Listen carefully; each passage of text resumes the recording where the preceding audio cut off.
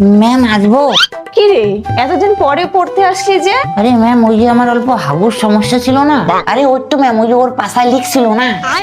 ওই তো তোকে কিন্তু মাথা ভাড়া দেবো বলে দিলাম।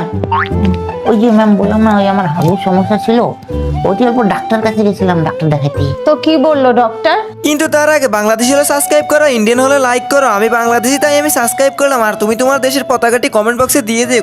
ওই ডাক্তার তো বললো আমি বলে অনেক খাবারটার মতো অনেক বেশি খাই, তাই বলে পেটে অমন হয়। ডাক্তার বললো অল্প খাওয়াটা কম করে দিতে, তাহলে ঠিক হয়ে যাবে। ও আচ্ছা, ঠিক আছে, তাহলে বস। হ্যাঁ ম্যাম, ওই আমার থেকে অল্প দূরে বসবি, আমি তোকে ভরসা করি না।